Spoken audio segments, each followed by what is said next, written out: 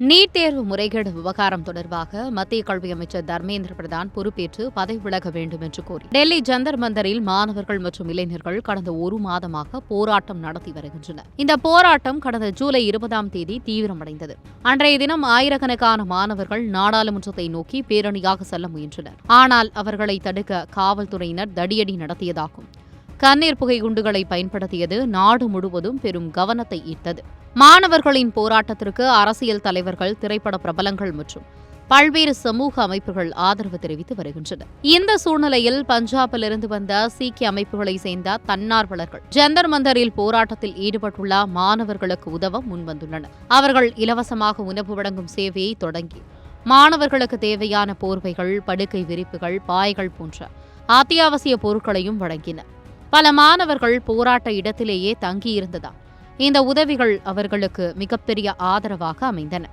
ஜூலை 22ஆம் தேதி இரவு பல நிஹாங் சீக்கியர்கள் ஜந்தர் மந்தர் போராட்ட இடத்திற்கு வந்தனர். அவர்களை போராட்டக்காரர்கள் ஜோ போலே ஜோ நிஹால் என்ற முழக்கத்துடன் வரவேற்றனர்.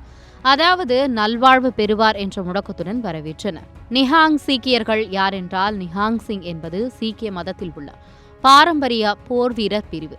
இவர்களை முன்பு அகாலி நிஹாங்குகள் என்றும் அழைத்தனர். நீல நிற உடை, உயரமான தலைப்பாகை, அதில் அணியும் ஏகு, சக்கரங்கள் போன்றவற்றால் இவர்களை எளிதாக அடையாளம் காண முடியும். சீக்கியர்களின் பாரம்பரிய தற்காப்பு கலையான கட்காவில் இவர்கள் சிறந்த பயிற்சி பெற்றவர்கள். வரலாற்றில் சீக்கியர்களின் புனித தலங்களையும் சமூகத்தையும் பாதுகாக்கும் வீரர்களாக நிஹாங்கள் செயல்பட்டு வந்துள்ளனர். இவர்களின் வரலாறு சீக்கியர்களின் 10வது குருவான குரு கோவிந்த் சிங் காலத்துடன் தொடர்புடையது.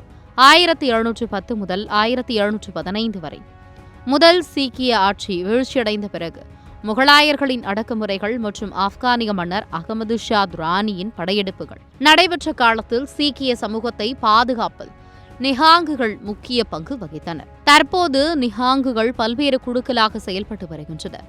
இதில் முக்கியமாக 2 பிரிவுகள் உள்ளன. ஒன்று புத்த தள். இதன் தலைமையகம் பதிண்டா மாவட்டத்தில் உள்ள தல்வண்டி சாபோ பகுதியில் உள்ளது. மற்றொன்று தருணதல். இதன் முக்கிய முகாம் அமிர்தசரஸ் மாவட்டத்தில் உள்ள பாபா பஹாலா பகுதியில் உள்ளது. 1733ஆம் ஆண்டு கல்சா படை இந்த 2 பிரிவுகளாக அமைக்கப்பட்ட பிறகு இந்த பெயர்கள் பயன்பாட்டில் உள்ளன. கல்சா உருவான ஆனந்த்பூர் சாஹிப் நிஹாங்குகளின் முக்கியமான ஆன்மீக மையமாக பார்க்கப்படுகிறது.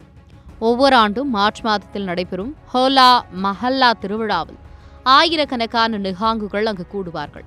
அப்போது அவர்கள் கட்கா தற்காப்புகளை, குதிரை சவாரி மற்றும் பாரம்பரிய போர்த்திறன்களை வெளிப்படுத்துவார்கள். நிஹாங்குகளின் வரலாற்றை புரிந்து கொள்ள குரு கோவிந்த் சிங்கின் பங்களிப்பையும் தெரிந்து கொள்ள வேண்டும். குரு கோவிந்த் சிங் சீக்கியர்களின் 10வது மற்றும் கடைசி மனித குரு ஆவார்.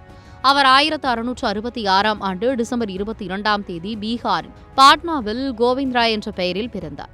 9வது சீக்கிய குருவான குரு தேக் பகதூரின் மகனான அவர் தனது தந்தை வீரமரணம் அடைந்த பிறகும் வெறும் 9 வயதிலேயே சீக்கியர்களின் தலைவராக பொறுப்பேற்றார். போர் வீரர், கவிஞர் மற்றும் ஆன்மீக தலைவராக போற்றப்படும் குரு கோவிந்த் சிங் 1699ஆம் ஆண்டு கல்சா என்ற சீக்கிய போர் வீரர் சமூகத்தை உருவாக்கினார். சமத்துவம், நீதி மற்றும் மத சுதந்திரத்திற்காக அவர் செய்த பங்களிப்பு சீக்கிய வரலாற்றில் மிக முக்கியமானதாக கருதப்படுகிறது. இப்போது டெல்லியில் நடைபெற்று வரும் மாணவர் போராட்ட நிஹாங் சீக்கியர்களின் வருகையை மத்திய அரசு மிகவும் கவனமாக கையாள்கிறது. இதற்கு முக்கிய காரணம் போராட்ட தளத்தில் பாரம்பரிய போர் வீரர் அமைப்பை சேர்ந்தவர்கள் இருப்பது, மத உணர்வுகள் தொடர்பான விஷயங்கள், மேலும் சட்டம் ஒழுங்கு பிரச்சினை ஏற்படும் வாய்ப்பு ஆகியவையும். அதனால் நிஹாங்குகளின் பங்களிப்பையும் போராட்டத்தில் சூழ்நிலையும் அரசு மிகவும் எச்சரிக்கையுடன் கண்காணித்து வருகிறது.